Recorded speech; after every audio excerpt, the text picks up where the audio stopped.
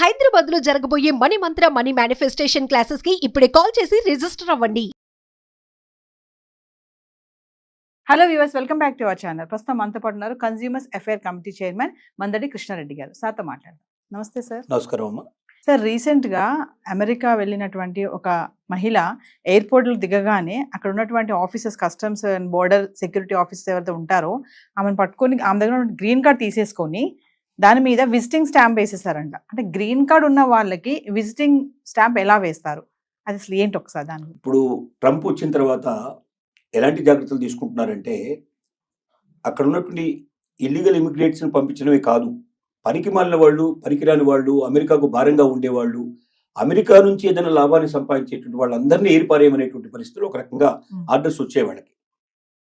ఆ ఆర్డర్స్ ప్రకారమే వాళ్ళు ఏం చేస్తున్నారంటే, ఇప్పుడు మన పట్టుకున్నటువంటి లేడీ ఎవరుతున్నారు, షీఈ్ అ ఓల్డ్ లేడీ. తనకి ఏజ్లు, తనకు కూతురు ఎయిర్పోర్ట్లో వెయిట్ చేస్తుంది బయట. తను వచ్చింది, దిగిన తర్వాత తను కొన్ని క్వశ్చన్స్ వేశారు వాళ్ళు. అసలు ఎందుకు ఫ్రీక్వెంట్గా వెళ్ళి వస్తుంది ఇండియాకి? సంవత్సరంలో చాలాసార్లు వెళ్ళవడం, ఇండియాకి వెళ్తుంది, మళ్ళీ అమెరికా వస్తుంది, మళ్ళీ ఇండియాకి వెళ్తుంది, మళ్ళీ అమెరికా వస్తుంది, ఇలా తిరుగుతుంది ఆవిడ. ఇన్నిసార్లు విజిట్ చేస్తున్నావు దేనికోసం? నువ్వు ఏమైనా బిజినెస్ చేస్తున్నావా? నువ్వు అమెరికాలో బిజినెస్ ఏమి లేవు, కానీ ఇండియాలో ఏమైనా బిజినెస్ చేస్తున్నావా? అమెరికా ఏమంటుని ఇండియాకు తీసుకెళ్లే ప్రయత్నం జరుగుతోందా? ఇలాంటివన్నీ వాళ్ళు క్వశ్చన్స్ వేశారు. ఈ క్వశ్చన్స్లో తనకి ఇంగ్లీష్ 100% తనకు రాదు, కొంత వచ్చు కొంత రాదు. తను చెప్పిన ఆన్సర్స్ తికమగ్గా ఉన్నాయి, సూట్ అవ్వట్లేదు. రెండోది ఏంటంటే, తనకు సంబంధించినటువంటి వాట్సాప్లు కానీ లేకపోతే మిగతా కానీ వాళ్ళు కొంత వెరిఫికేషన్ చేస్తే అమెరికాలో ఏదో కొంత బిజినెస్ జరుగుతున్నట్టుగా అనిపించింది. అంటే ఇండియాలో జరుగుతున్నట్టుగా అనిపించింది.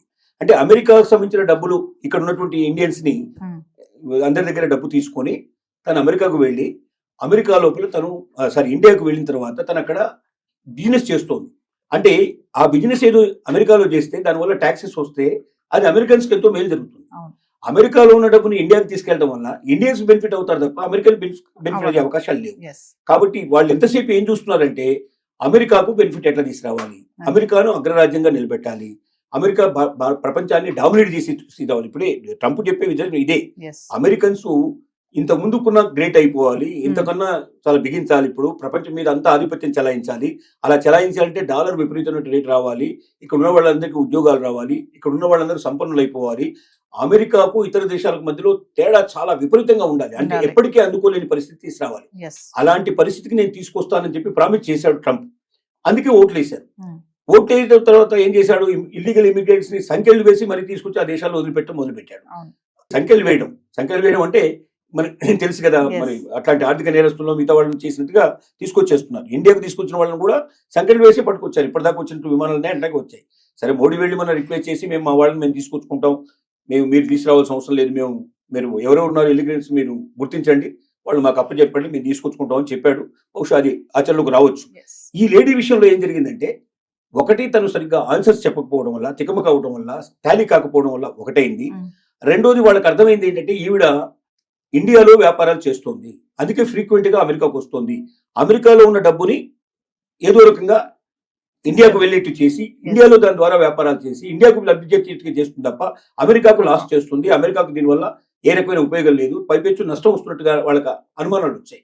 అనుమానాల వల్ల ఏం చేశారంటే, ఈవిడికి పర్మనెంట్ వీసాని, గ్రీన్ కార్డుని క్యాన్సిల్ చేసేసి నీకు టెంపరరీ వీసా, టూరిస్ట్ వీసా నీకు మంజూరు చేస్తున్నాం అన్నట్టుగా ఆ పాస్పోర్ట్ వాళ్ళు స్టాంపింగ్ చేసి ఇచ్చారు. అంటే ఇంకా భవిష్యత్తులో ఇది చేయడానికి వీళ్ళని పరిస్థితులు కనిపించారు.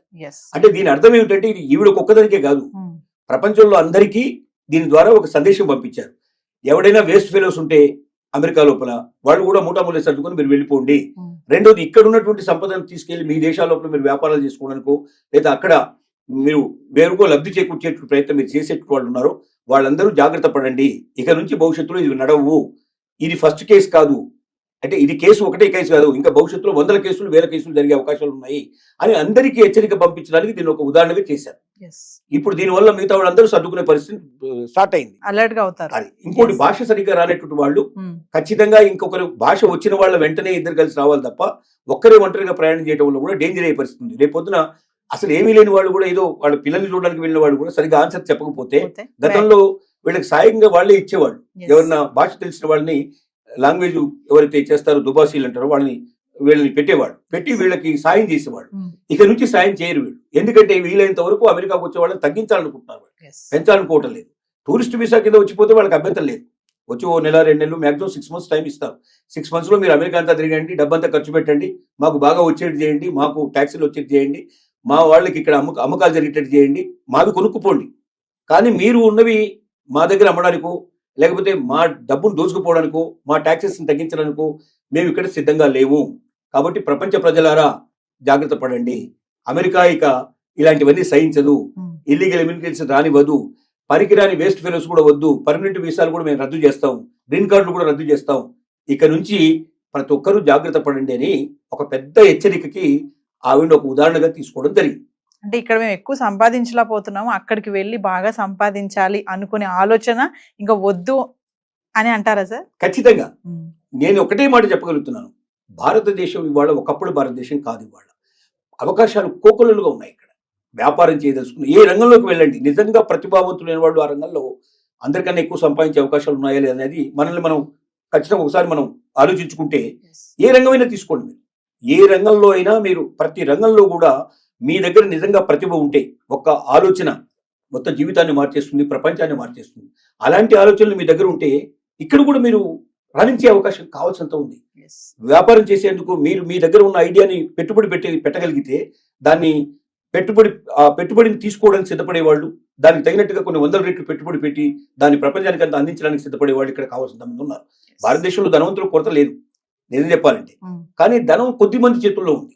మొత్తం దేశంలో సంపద అంతా కూడా 10% దగ్గర ఉంటే 90% దగ్గర డబ్బు తక్కువ ఉండేట్లు పరిస్థితి ఏర్పడింది. కాబట్టి ఈ 10%లో ఉండేట్లు వాళ్ళు కూడా కోకోలుగా వాళ్ళు పెట్టుబడి పెట్టడానికి సిద్ధంగా ఉన్నారు. మీ దగ్గర ఐడియా ఉందా, మీ దగ్గర క్యాపబిలిటీ ఉందా, ఉంటే బయటికి రండి. ఇక్కడ లేని వాళ్ళు అక్కడ పోయి ఏం చేస్తారు? కాబట్టి ఒకప్పుడు అంటే ఇండియాలో అవకాశాలు లేదు కాబట్టి మీరు అమెరికాను వెతుక్కుంటూ వెళ్ళారు. ఇవాళ అవకాశాలు ఇండియాలో ఉన్నాయి.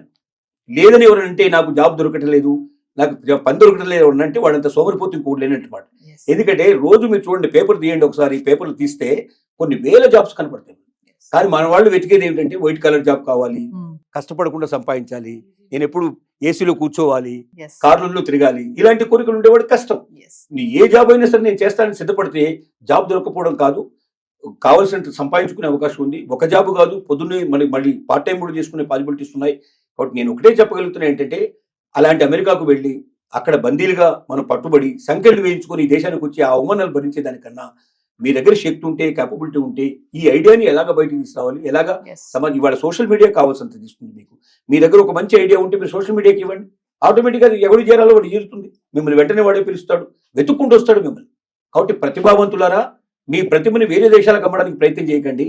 మన దేశంలోనే మీరు తీసుకొని మీరు రాణించండి, మీరు దాని ద్వారా మన దేశానికి సేవ చేయండి అని చెప్పి మరొకసారి విజ్ఞప్తి చేయాల్సి వస్తుంది. అంటే సార్ ఒక విషయం ఫైనల్ గా చెప్పండి సార్, గ్రీన్ కార్డ్ హోల్డర్స్ ఎవరైతే ఉన్నారో వాళ్ళందరూ కూడా జాగ్రత్తగా ఉండాలి, లేదంటే వాళ్ళ వీసా కూడా రద్దు అయిపోయే ఛాన్సెస్ ఉంది, గ్రీన్ కార్డ్ కూడా పోవచ్చు. ఎంత క్లియర్ గా చెప్పాడంటే, గ్రీన్ కార్డు ఉన్న వాళ్ళ పిల్లలు కూడా అమెరికన్స్ కాదని చెప్పేశాడు. ఇంకా దాని అర్థం ఏంటి? గ్రీన్ కార్డ్ అనేది ఒక పత్రం మాత్రమే, ఒక పేపర్ మాత్రమే. అంటే నువ్వు అక్కడ జాబ్ చేస్తున్నావు, నీకు ఒకవేళ ఆ జాబ్ ఆల్రెడీ నీకు పద్ధతి ప్రకారం వచ్చి ఉంటే ఆ జాబ్ చేసుకోవడం నీకు పనికి వస్తుంది. కానీ నువ్వు పర్మనెంట్ రెసిడెన్సీ రాకుండా, పర్మనెంట్ రెసిడెంట్ అనేది మళ్ళీ వేరే, పర్మనెంట్ రెసిడెన్సీ నీకు రాకుండా, నువ్వు రెసిడెంట్ కాకుండా అక్కడ నీకు అమెరికా లోపల అమెరికా పౌరసత్వం నీకు లేదు. అమెరికా పౌరసత్వం అంటే గ్రీన్ కార్డు యొక్క వాల్యూ ఎంత? తాత్కాలికమైంది తప్ప ఏం లేదు. అంటే L1 వీసా లాంటిది ఒక రకంగా చెప్పాలంటే గ్రీన్ కార్డు కూడా. L1 వీసా 3 ఏళ్ళు పనిచేస్తే గ్రీన్ కార్డు ఒక 5 ఏళ్ళు పనిచేస్తుంది, 10 ఏళ్ళు పనిచేస్తుంది, లేదా వాడికి ఎప్పుడు కోపం వస్తూ అప్పుడు పంపించేస్తాడు. కాబట్టి గ్రీన్ కార్డు ఉన్నంత మాత్రంలో నేను అమెరికన్ని, ఇంకా నాకు ఏ రకమైనటువంటి ఆపద లేదు, నేను లైఫ్ లాంగ్ ఇక్కడే ఉంటానని ఎవరన్నా కళ్ళు కంటే ఆ కళలు కళ్ళని చెప్పి నిరూపించడానికే మన ఆ లేడీ ఉదంతం అనేది ఒక రకంగా చెప్పుకోవచ్చు. థ్యాంక్ యూ అండి, నమస్కారం.